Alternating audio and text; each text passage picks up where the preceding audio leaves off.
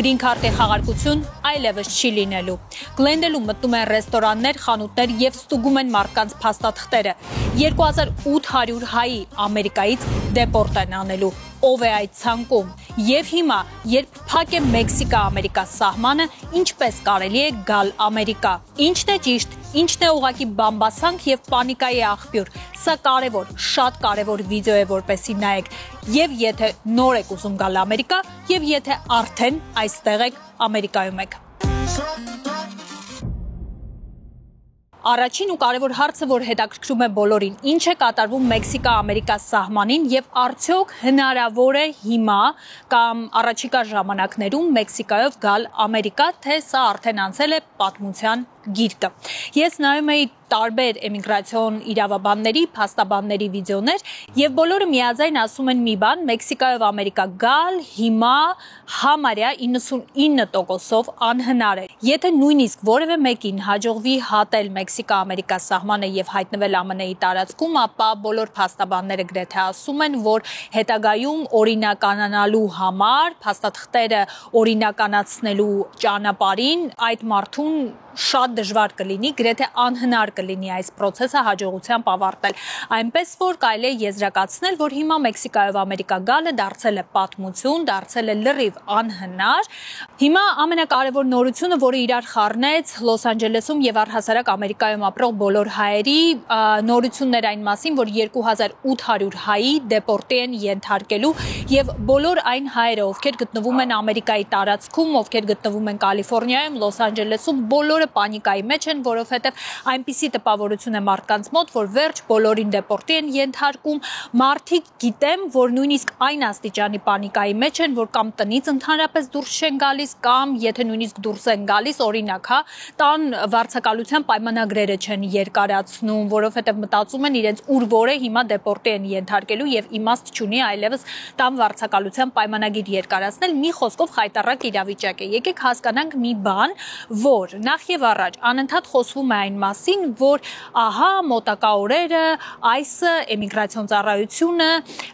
ռեյդեր է անելու, մտնելու է ռեստորաններ, խանութներ, շրջելու է տներով եւ հերթով ստուգելու է փաստաթղթերը ու հավաքելու է, այսպես ասած, մարդկանց եւ դեպորտի է ենթարկելու։ Այո, ռեյդեր լինելու են, արդեն լինում են եւ դեռ սպասվում են, բայց որպես այդպիսին պանիկայի մեջ ընկնել պետք չէ եւ որևէ օրվա վրա հստակ ֆիքսվել պետք չէ, որովհետեւ այսը որպես այդպիսին էմիգրացիոն ծառայությունը որպես այդպիսին պաշտոնական, այսպես հրավիրատոմս չի հրապարակում, թե ինքը որորն է անելու այդ ռեյդերը, որպեսզի բոլորը կազմ պատրաստ լինեն։ Ինչ են ասում մասնագետները։ Մասնագետները ուղղակի խորհուրդ են տալիս բոլորին լինել պատրաստ նրան, որ այո, որևէ տեղ այսի ներկայացուցիչը, էմիգրացիոն ծառայության ներկայացուցիչը, ոստիկանը կարող է կանգնեցնել իրենց եւ ստուգել փաստաթղթեր կամ այո, կարող է այց կատարել իրենց տուն։ Բայց պետք է հասկանալ մի քանի բան։ Նախ, եթե դուք գտնվում եք Ամերիկայում եւ չունեք դեռևս green card, բայց դուք ունեք ընթացքի մեջ case, ունեք ընթացքի մեջ գործ, ապա խնդրում եմ հասկացեք, որ պետք չի ընկնել պանիկայի մեջ, որովհետեւ ըստ մասնագետների, եթե դուք գտնվում եք Ամերիկայում եւ ընթացիկ case ունեք, այսինքն ընթացիկ գործ ունեք, ապա դուք կարող եք պարզապես ձեր ձեռքի տակ ունենալ համապատասխան փաստաթուղթ, որը կապացուցի, որը ցույց կտա, որ ձեր кейսը ընթացքի մեջ է, որ դուք դեռևս սպասում եք ձեր էմիգրացիոն գործի պատասխանին եւ այդ փաստաթուղթը բավականաչափ հիմք է, որպեսզի դուք ապահով լինեք։ Ինչ է սրա համար պետք։ Սրա համար պետք է, որ դուք կապ ունենաք ձեր իրավաբանի հետ, ձեր փաստաբանի հետ, այսինքն մի լսեք հարևան Վարդուշին եւ, չգիտեմ, Արաքսիային, լսեք ձեր իրավաբանին, կապ հաստատեք նրա հետ, որովհետև ես շատ հաճախ եմ տեսնում դեպքեր, երբ օրինակ մարդը եկել է Ամերիկա, դիմել է իրավաբանի, սկսել է որոշակի էմիգրացիոն кейս, մեկ էլ հանկարծ այս պանիկայի մեջ որոշում է հարևանին, բարեկամին, ծանոթին, ընկերոջը, այս բլոգերին, այն բլոգերին հարցնել, բա ես ինչ պետք է անեմ, ժողովուրդ, պետք է հեռախոսը վերցնեք եւ զանգեք ձեր իրավաբանին, որովհետև ձեր իրավաբանը միայն գիտի, թե ձեր кейսը տվյալ պարագայում ինչ փուլում է գտնվում եւ ձեր իրավաբանը նաեւ ձեզ կարող է խորհուրդ տալ, թե ինչ փաստաթուղթ կարող եք ձեզ մոտ պահել, որ եթե հանկարծ վաղը կամ կամ մյուս օրը այսի ներկայացուցիչը, էմիգրացիոն ծառայության ներկայացուցիչը ձեզ կանգնեցնի կամ ձեզ այցելի, դուք այդ փաստաթուղթը ցույց տաք եւ ապահով լինեք։ Երկրորդ կարևոր բանը, որ խորհուրդ են տալիս մասնագետները, իմացեք ձեր քեյսի մանրամասները, իմացեք ձեր պատմությունը։ Ինչ է սա նշանակում, եթե դուք օրինակ եկել եք եւ արդեն սկսել եք asylum-ի գործ, այսինքն քաղաքական ապաստան եք խնդրել Ամերիկայում, եւ ունեք որոշակի պատմություն։ Մասնագետները խորհուրդ են տալիս, որ դուք այդ պատմությունը իմանաք հստակ։ Ընդ որում, իմանաք ոչ միայն անցյալը, այսինքն ինչ է ձեզ հետ տեղի ունեցել, ինչն է վտանգավոր եղել ձեզ համար ձեր երկրում եւ ինչն է ստիպել, որպեսզի դուք ձեր երկրից փախնեք եւ գաք Ամերիկա ու այստեղ քաղաքական ապաստան խնդրեք, այլ նաեւ հստակ ձևակերպած հասկանաք, թե ինչու հիմա տվյալ պահին դուք չեք կարող հետ վերադառնալ ձեր երկիր։ Մի կարևոր բանի մասին էլ եկեք հիշենք, որ նույնիսկ եթե միգրացիոն ծառայությունը այցելում է ձեր տուն կամ կանգնեցնում է ձեզ եւ պահանջում է փաստաթղթեր, դուք պետք է իմանաք ձեր իրավունքները, իսկ ձեր իրավունքների մեջ մտնում է այն, որ դուք կարող եք հարցերին չպատասխանել առանց ձեր իրավաբանի, այսինքն դուք կարող եք խնդրել ձեր իրավաբանի ներկայությունը, որպեսզի պատասխանեք հարցերին։ Եթե հասկանում եք, որ այդ հարցերին պատասխանելը կարող է խանգարել ձեր էմիգրացիոն քեյսին։ Եվ երկրորդ կարևոր բանը, դուք պետք է պահանջեք, որպեսզի ձեզ ներկայացնեն դատավորի կողմից ստորագրված վճիռը։ Եվ միայն այդ ժամանակ արդեն այս ամբողջ հարցաքննության process-ը շարունակվի, որովհետև հենց այնպես առանց դատավորի կողմից ստորագրված վճռի, որևէ գործողություն, որևէ, այսպես ասած, դեպորտի գործընթաց չի կարող սկսվել։ Մյուս կարևոր բանը, որը խորհուրդ են տալիս իրավաբանները, եթե դուք գտնվում եք այստեղ Ամերիկայում, բայց անհանգիստ եք, որ կարող է ինչ-որ մի բան այն չգնա, կարող է ձեզ դեպորտ անեն, ժողովուրդ,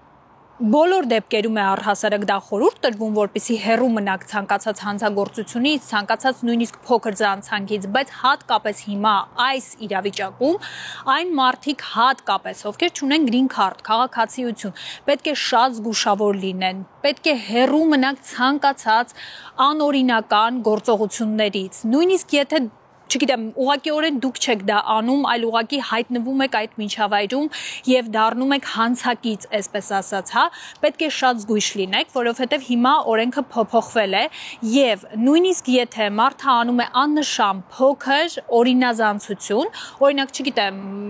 մի քանի $, հա, փոքրիկ գողություն է անում խանութից, եթե ժամանակին դա նրա վրա այսպես ասած շատ թանկ կարող է չնստեր, հիմա ամեն ինչ փոփոխվել է եւ նույնիսկ այդպիսի փոքր օրինազանցության դեպքում ձեզ կարող են ուղակի բռնել, ձեր թղթերը կարող են ստուգել եւ դուք կարող եք տեղում դեպորտի ենթակա դառնալ, այսինքն նույնիսկ իրավունք չունենաք հայտնվել դատարանում եւ փորձել ապացուցել ձեր անմեղությունը։ Հիմա ինչ անեն այն մարդիկ, ովքեր եկել են արդեն եւ վերջին 2 տարվա ընթացքում են եկել ու եկել են CBP1 ծրագրով։ Այս հարցը եւս շատ հաճախ հանդիպում եմ։ Այս մարդկանց ես խորհուրդ կտամ մի բան, ուղղակի կապ հաստատեք ձեր իրավաբանի հետ, որովհետև այո, վերջին 2 տարվա ընթացքում եւ հատկապես CBP1 ծրագրով Ամերիկա եկած մարդիկ որոշակի ռիսկային գոտում գտնվում են ըստ որոշ մասնագետների ու դրա համար էլ ամենամեծ խորհուրդը ձեզ կապ հաստատեք ձեր իրավաբանի հետ, որպեսզի իմանաք թե ինչ փուլում եք հիմա գտնվում, ինչ է կատարվում ձեր քեյսի հետ եւ որպեսզի ձեր իրավաբանը իմանալով ձեր գործի մանրամասները խորհուրդ տա, թե դուք ինչ պետք է անեք, եթե հանկարծ էմիգրացիոն ծառայությունը գա ձեր ետևից եւ հանկարծ դուք հայտնվեք դեպորտի շեմին։ Հիմա երրորդ կատեգորիան հայերի, այն հայերը, ովքեր գտնվում են այստեղ, բայց չունեն որևէ քեյս եւ չունեն որևէ ընթացիկ օրինականացման գործ։ Այս մարդկանց ամենամեծ խորհուրդը այն է, որ ժողովուրդ կապ հաստատեք իրավաբանի հետ եւ փորձեք սկսել օրինականացման գործընթաց, որովհետեւ այո, առաջնային փուլում, այսպես ասած, ձեռքի տակ են ընկնում բոլոր այն մարդիկ, ովքեր առհասարակ ոչ մի թուղթ չունեն եւ առհասարակ որևէ process օրինականացման չեն անցել, այսինքն եկել են, օրինակ տուրիստական վիզայով եկել են եւ ուղղակի մնացել են, այսինքն իրեն ժամկետը անցել է տուրիստական վիզայի, իրենք մնացել են եւ ոչ մի կերպ չեն փորձել օրինականացնել իրենց Ամերիկայում մնալը։ գալը։ Հիմա մյուս կարևոր ինֆորմացիան, որի մասին ուզում եմ խոսել, աշխատանքի իրավունքը, ինչ անեն այն մարդիկ, ում աշխատանքի իրավունքները սպառվել են եւ նրանք նորից պետք է դիմեն աշխատանքի իրավունքների երկարացման համար։ Իհարկե այս process-ը կա, այսինքն եթե ձեր աշխատանքի իրավունքը սպառվել է, դուք դիմում եք նորից, ձեր հիմնավորումները ներկայացնում եք, երկարացնում եք ձեր աշխատանքի իրավունքը, բայց օրինակ հանդիպեցի շատ իրավաբանների կարծիքի, որ գուցե աշխատանքի իրավունքի երկարացման գործընթացը մի քիչ ավելի երկար ու մի քիչ ավելի դժվար լինի, քան նախկինում էր, չգիտեմ ինչքանով է դա համապատասխանում իրականությանը, բայց նման կարծիք տեսել եմ եւ եւս մի կարծիք վերաբերում է նրան, թե արդյոք հիմա ապահով է այդ advanced parole ասվածով, այսինքն այդ ժողովրդական լեզվով ասած ճամփորդական իրավունքով, travel document ասվածով ճամփորդել, քանի դեռ ձեր кейսը ընթացքի մեջ է։ Ժամանակին օրինակ, եթե դու ունեիր advanced parole, դու կարող էիր հանգիստ ճամփորդել, մուտք ու ելք իրականացնել եւ հիմնականում իրավաբանները ասում են, որ չի եղել, չի գրանցվել դեպք, երբ մարդը advanced parole-ով այդ travel document-ով ճանապարհորդել է եւ հետո խնդիր է ունեցել վերադառնալ հետ Ամերիկա։ Բայց օրինակ շատ իրավաբանների հարցազրույցներում եւ վիդեոներում տեսա կարծիք, որ հիմա եթե հնարավոր է մինիմալի հասցրեք ձեր ճամփորդելը, եթե դեռևս ձեր թղթերը, այսպես ասած, կարգին վիճակում չեն եւ եթե դուք պետք է ճամփորդեք այդ advanced parole ասվածով, որովհետեւ իհարկե նման դեպքեր դեռևս չեն գրանցվել, որ մարդը գնացել է եւ հետո հետ գալուց իր համար խնդիր է առաջացել, բայց քանի որ կա նման հավանականություն, խորհուրդ են տալիս, որպեսզի եթե չունեք շատ շտապ ճամփորդություն, շատ ճարահատված ճամփորդություն, ապա փորձեք զերծ մնալ ճամփորդություններից եւ փորձեք այնուամենայնիվ չլքել Ամերիկայի տարածքը։ Տուրիստական վիզաների մասին ինչքանով է դժվարացել հիմա ստանալ տուրիստական վիզա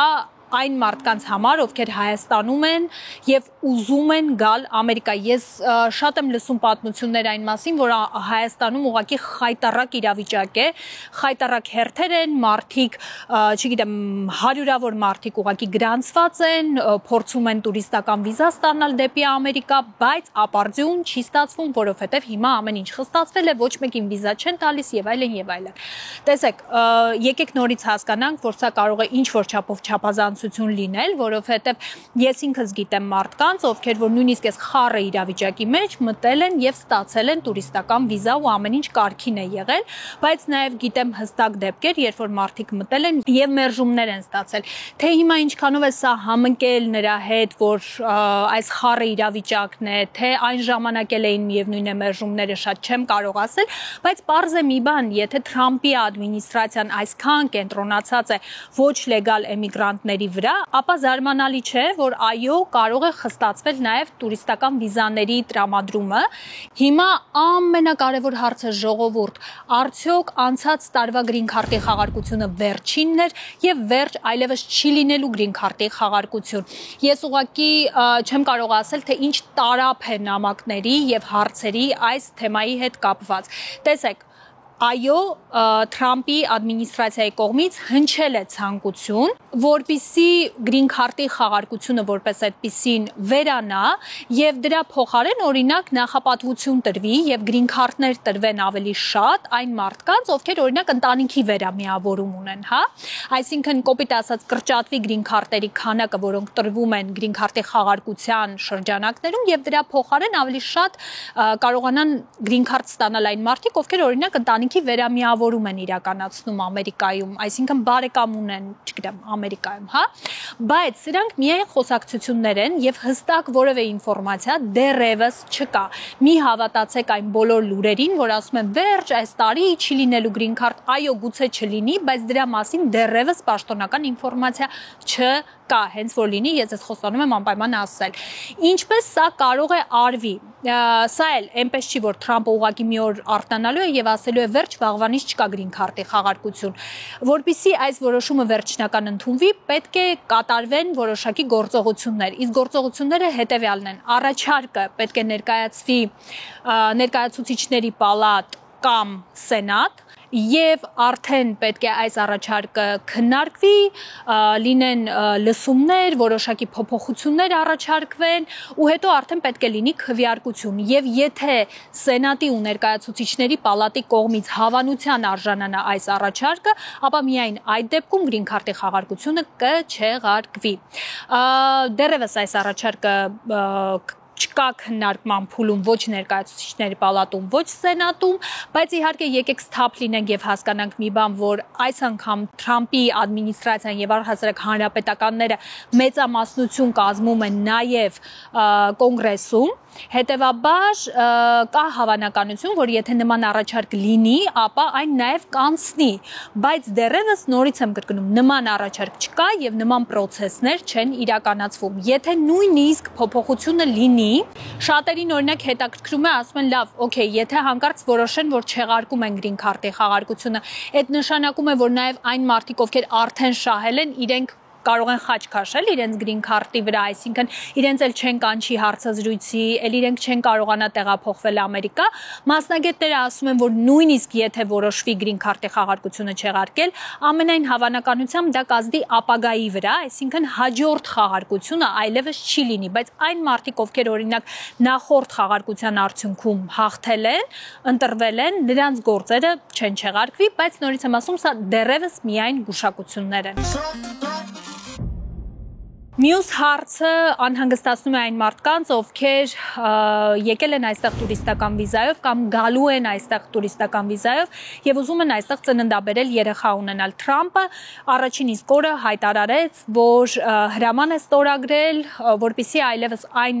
երեխաները ում ծնողները օրինական ստատուս չունեն Ամերիկայում, օրինակ, տուրիստական վիզայով եկել են Ամերիկա եւ երեխա են ունեցել այստեղ, այդ երեխաներին չտրվի Ամերիկայի քաղաքացիություն։ Վերջ բոլորի մոտ պանիկան ընկավ, մարդիկ ասում են, ես մի ամսից ծննդաբերում եմ, 3 ամսից ծննդաբերում եմ, իմ երեխան չի ունենալու քաղաքացիություն։ Ես մի քանի անգամ սրա մասին խոսել եմ։ Ժողովուրդ, նախ Թրամփի ասածը վերաբերում է այն մարդկանց, ովքեր առհասարակ ոչ մի փաստաթուղթ չունեն, առհասարակ որևէ ընթացիկ кейս չունեն, կամ էլ եկել են տուրիստական, աշխատանքային կամ ուսանողական վիզայով եւ այստեղ երեխա են ունեցել, այսինքն նորից ենք հասկանում, այն մարդիկ, ովքեր եկել են այստեղ, դիմել են քաղաքական ապաստանի համար, ընթացիկ кейս ունեն եւ երեխա են ունենում այստեղ, նրանց այս հրամանը չի վերաբերում, դա մեկ։ Երկրորդը, այս հրամանը, քանի որ հակասահմանադրական է, որովհետև սահմանադրության մեջ է նշված, որ Ամերիկայի տարածքում ծնված երեխան պետք է ունենա Ամերիկայի քաղաքացիություն, այս հրամանը դատավորների կողմից նախ արգելափակվել է, արգելանք է դրվել հրամանի վրա, վերջինը, եթե չեմ սխալվում, Մերիլենդի դատավորի կողմից է արգելանք դրվել Թրամփի այս հրամանի վրա, իսկ սա նշանակում է, որ դեռևս, եթե չեն եղել որոշակի ապելյացիաներ, որոշակի քայլեր Թրամփի ադմինիստրացիայի կողմից չեղարկելու համար այս արգելանքը եւ նաեւ չեն եղել համապատասխան քայլեր սահմանադրության մեջ փոփոխություններ անելու համար, այս հրամանը դեռևս չի գործում։ Բայց մի հետաքրքիր օրինակ խորհուրդ հանդիպեցի տարբեր իրավաբանների վիդեոներում, ովքեր խորհուրդ էին տալիս, որ եթե ձեր երեխան ծնվում է Ամերիկայում եւ ի սկզբանե դուք ստանում եք ծննդյան վկայական, ապա մի ուշացրեք նրա անձնագիրը ստանալու գործընթացը, այսինքն որքան հնարավոր է շուտ դիմեք նաեւ, որպեսզի երեխայի համար ստանաք ԱՄՆ-ի անձնագիր, որովհետեւ երբեք չգիտես վաղը ինչ է լինելու, երբեք չգիտես ինչ փոփոխություն կարող է լինել եւ ուղղակի պետք է ապահովագրեք ինքներդ ձեզ։ Մի քանի կարևոր update անեմ, որովհետև վերջին օրերին եղել են նորություններ, նոր հայտարարություններ, որոնք կհետաքրքրեն այն հայերին, ովքեր գտնվում են հիմա Ամերիկայում, եւ վիդեոն նկարելուց հետո են այդ բոլոր update-ները եղել։ Նախ եւ առաջ կա արդեն պաշտոնական պահանջ, որ բոլոր այն մարդիկ, այն էմիգրանտները, ովքեր Ամերիկայի Միացյալ Նահանգներում գտնվում են անօրինական, ինքնուրույն պետք է գրանցվեն։ Ինչ է սա նշանակում։ Նախ եւ առաջ պանիկայի մեջ ընկնել պետք չէ, պետք է հասկանալ, թե ովքեր պետք է գրանցվեն, իսկ ովքեր չպետք է գրանցվեն։ Ովքեր պետք է գրանցվեն այն մարդիկ, այս դեպքում այն հայերը, որովհետև ինձ նայում են հայերը, ովքեր որ գտնվում են Ամերիկայի Միացյալ Նահանգների տարածքում անօրինական, ոչ լեգալ, այսինքն չունեն որևէ փաստաթուղթ, որևէ ստատուս։ Այն մարդիկ, ովքեր չգիտեմ, այստեղ դիմել են քաղաքական ապաստանի համար եւ սպասում են իրենց դատի օրվան կամ սպասում են իրենց քեյսի պատասխանին։ Եկել են որևէ այլ վիզայի տեսակի համար են դիմել։ Այս բոլոր մարդիկ, ովքեր որ ունեն ընթացիկ որևէ քեյս, սպասում են իրենց պատասխանին, փաստաթուղթ ունեն, այսինքն օրինական ստատուսի մեջ են գտնվում, նրանք գրանցվելու անհրաժեշտություն չունեն։ Գրանցվում են այն մարդիկ, ովքեր ոչ լեգալ, ոչ օրինական են գտնվում Ամերիկայի տարածքում, նաև այն մարդիկ, ովքեր ի սկզբանե անօրինական են մուտք գործել Ամերիկայի Միացյալ Նահանգների տարածք, չունեն parole ստատուս ասվածը։ Օրինակ, Մեքսիկա-Ամերիկա սահմանով եկել են, բայց մտել են անօրինական, ոչ մի կերպ չեն գրանցվել, այս մարդկանց մասին է խոսքը։ Կա մի ամբողջ շարք մարդկանց, թե ովքեր պետք է գրանցվեն, կա հստակ ցուցակ, թե ովքեր պետք է գրանցվեն եւ ովքեր չպետք է գրանցվեն։ Այս վիդեոյի նկարագրության մեջ ես կթողնեմ link, այդ link-ի վրա կարող եք սեղմել, գնալ եւ ստուգել ցուցակները ու հասկանալ դուք պետք է գրանցվեք, թե չպետք է գրանցվեք։ Հիմա ինչպես է գրանցումը անում, եթե դուք պետք է գրանցվեք, ապա գրանցվում եք USCIS-ի պաշտոնական կայքում եւ գրանցվելուց հետո, երբ որ դուք ստանում եք այդ գրանցվելու մասին ծանուցումը, հաստատումը, այդ թուղթը դուք պետք է ձեզ մոտ պահեք, եթե 18 տարեկանից բարձր եք, այսինքն 18 տարեկան է լրացած յուրաքանչյուր մարդ, այդ հաստատումը, այդ գրանցման մասին ծանուցումը պետք է իր մոտ պահի։ Այսօրին շատ եմ տեսնում, որ կան մարդիկ, ովքեր որ ասում են